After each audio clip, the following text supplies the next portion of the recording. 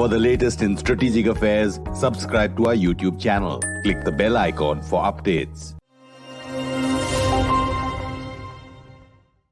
Hello and welcome to Strat News Global and welcome to The Gist.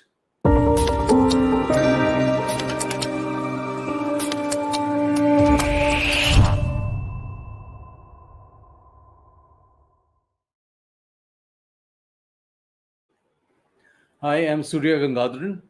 2 days ago, Prime Minister Modi was in Lumbini in Nepal to celebrate jointly with the Nepalese Prime Minister Sher Bahadur Deoba Buddha Purnima and also reinforce the Buddhist connect between India and Nepal. It is not just Nepal where India shares a Buddhist heritage with.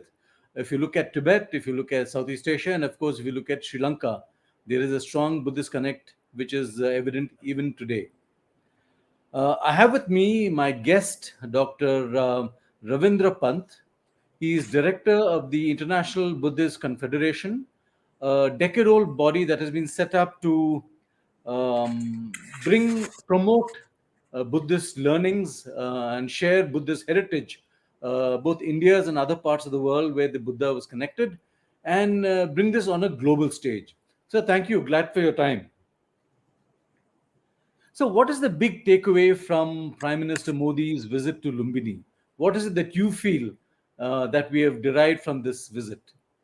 See, the main takeaway of this PM's visit is the relations between Nepal and India through Buddhism. And what I feel is that it is not only his visit has been beneficial for other Buddhist countries also, because with this relation developing between these two countries, we find that, all the Buddhist countries get access into the pilgrimage, which is very important part for Buddhism. And, as we find that the visit was on the auspicious day of Vaishakh Purnima, this signifies the triple important days for Buddha. And this, as you mentioned about the Sri Lanka and other countries, the nearby countries, I feel that in 2017, Modi ji visited Sri Lanka also on this Vaishakh Purnima day. So it is something which he is doing to connect and reconnect with our neighboring countries also. So I definitely feel that it is going to make a big impact on the tourism, Buddhist circuit, and also in the promotion of Dhamma. So there are 7 or 8 sites in fact, associated with the Buddha. And 7 of them are in India. I'm not sure how many of our viewers are even aware of that. But could you tell us something about these sites and their and the value that they bring to Buddhism? As you ask this question, this is something which is very important. In one of the last discourses of the Buddha, which is called Mahaparinirvana Sutra, in that discourse, when it was asked by Ananda about what should we do, the Buddha himself mentions that there are 4 great places connected with the events of the Buddha, which the devout should visit. What are these places? The first one is Lumbini, the place where Buddha was born, Siddhartha was born, and which our Prime Minister recently visited. The second place is the place where Buddha got enlightenment, Bodh Gaya, where he got Bodhi, and Bodh Gaya is in Bihar in India. The third place is the place where Buddha gave his first discourse. He laid the foundation of Dhamma. He preached the first discourse, which is called Dharma Chakra Pravartana Sutta, that is turning the wheel of Dhamma. There he laid the foundation and mentioned about his core teaching, which is the middle path, which comprises of the 4 noble truths and the Eightfold Path. And the last place is Kushinagar, where he passed away.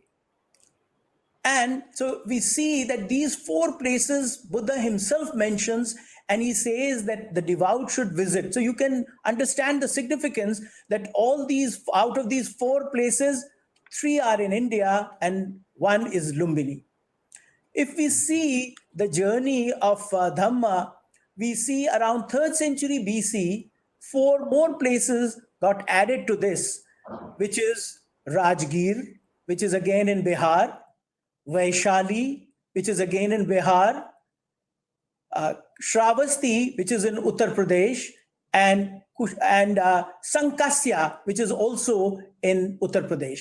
So these 4 places totally makes it 8 places, 8 great heritage places, Atta Mahathanani.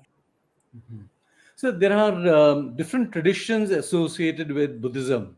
There is a Theravada tradition and Mahayana tradition, Hinayana, etc. So in Sri Lanka, there is a particular tradition. What is it Theravada that tradition. Yeah, Theravada. So what is it that defines the Indian Buddhist tradition? Is it the original that the Buddha preached? Definitely all these traditions, as the time passed, the traditions, the schools came up. But in India, being the motherland, the land where the Buddhism started, originated. So we try to, when we say Indian Buddhism, this whole concept of Buddhism together becomes an Indian, it's a part of a rich Indian cultural tradition. So you can say we are promoting here the Indian, when you say Indian Buddhism, it is nothing but the Buddha's teaching, the Buddha, the Dhamma, and the Sangha in totality. So the question, when Dhamma, when Buddhism went to disseminate it to other places, as it got into the culture of those places, it became part of their culture. So that's why we find, it becomes Thai Buddhism or Sri Lankan Buddhism or Myanmar Buddhism. But in India, it is, since it originated, it's like it contains everything together. So not only the places, the heritage sites, also the literature, all these things developed here. So we can say, in a way, this is Indian Buddhism, means the Buddhism itself. Are scholars from some of these countries, are they coming to India? Is India emerging as a center for Buddhist studies? Things are happening now, but we had a lot of exchanges where the teachers, the professors, the scholars are coming here, the Indian scholars are going out. But this is something, in the modern time, like we need to have modern equipment for tools for education. So we are trying to work out on that.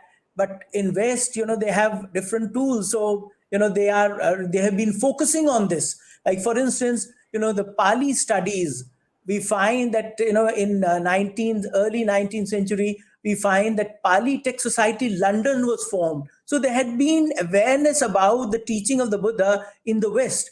And slowly, as this thing became more obvious in India, things have started happening here. So it is not that we don't have any studies. We have the Department of Buddhist Studies, Department of Pali, and which is promoting the teachings of the Buddha.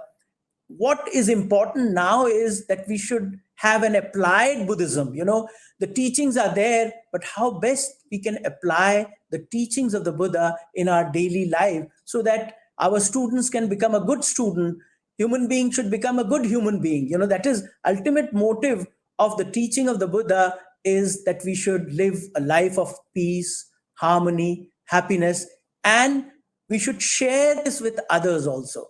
And this is what the teachings of Buddha, Dhamma, makes us. Now, you're the director of this International Buddhist Confederation. Is this what you're working on to strengthen this connect on the Buddhist link between India, Sri Lanka, and all these other countries? Definitely, our main purpose is to promote, to disseminate, and to do research also. There are a lot of things which are still pending. Like, we have many sites, Buddhist heritage sites, which have been known, but which we don't know at present. So we are trying to do a research on this also, based on the documentation. We have a wonderful documentation work which has been done by this Chinese pilgrim Fashan, Shensang, Itzing. So Shensang has written a travelogue And based on that travelogue, most of these places connected with Buddha were explored and excavated. So, like for instance, Nalanda University, nobody knew about Nalanda. It was based on Xuanzang's travelogue that, General Cunningham started the exploration and excavation work through ASI, and they found that there's a magnificent university which is there. So now we know about it. The site is now a World Heritage Site. So similarly, like there are so many places, because everywhere the Buddhist culture has been part and parcel of Indian culture. So we have this throughout. If you see Magad area in Bihar, it is almost like a living live museum.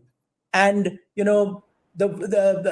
we have so many monasteries which came up there. So now time is needed that we must explore these and excavate. Also the art, art and architecture. Buddhism had a magnificent schools of art. We have Gandhara School of Art, we have Mathura School of Art, Nalanda School of Art, and Amravati, Nagarjuna. So art and architecture developed. And this you can see down in Southeast Asia. And if you go to Indonesia, you see Borobudur, all these places, they had big impact of this. So when we talk about Buddhism, we talk about so many things, the art, the literature, the values, the practice, how one can live a life of peace and harmony. So everything comes in that. So I think definitely IBC, International Buddhist Confederation, is working not only in preserving, promoting the 8 great Buddhist sites, but also from the point of view of research. We are trying to develop literature. We are trying even, how best the practices in Buddhism can be linked with the neurosciences. So this is again, a field like most of the diseases, psychosomatic diseases, how Buddhism can help in that, how Dhamma can help in that. So we are trying to work in different angles, and we'll try maybe in coming few years, you can see our projects being worked out. So, last question: is Buddhism in need of some grand gesture, for instance, like the time yoga was taken to the United Nations and it became truly worldwide? Is Buddhism in need of something of that kind? You can see, the first question which you asked about the takeaway from the prime minister visit. I think, his visit to Lumbini has multifarious effects, and one of this is the promotion of the Buddha's teaching. He goes there, he pays respect, like the king Ashoka went there and paid respect to the birthplace of Buddha. Now the prime minister goes there and pays respect. This, you can imagine his faith towards Dhamma, his faith towards, sharing things with others, and his faith that if people practice this in their daily life, definitely they're going to see the transformation, the change, and it'll make them more peaceful, harmonious, and for others, serving, this sharing things, unless and until we get this idea of sharing. Now if you see in the world, everyone, either there is greed or there is hatredness. We cannot think besides this. But if we practice the Dhamma, definitely greed will become non-greed, hatredness will become non-hatredness, and we will definitely become good human beings. What is needed to this?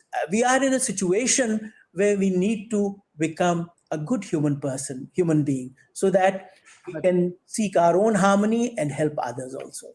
I think at a time when, given the in the context of the war in Ukraine and troubles in other parts of the world, perhaps a dose of Buddhist teachings will go down well in the world. Professor Dr. Definitely. Ravindra Panth, pleasure talking to you, and let's hope that we can take this forward at some future favorable occasion. And good luck Thank to you very your much. confederation. I hope it goes from strength to strength. Thank you very much. Thank you. Thank you. And for those of you who have joined us on this conversation, thank you for your time. Looking forward to your questions, observations. Do subscribe to our YouTube channel. Follow us on social media and Instagram and Twitter, of course. Thank you and good night.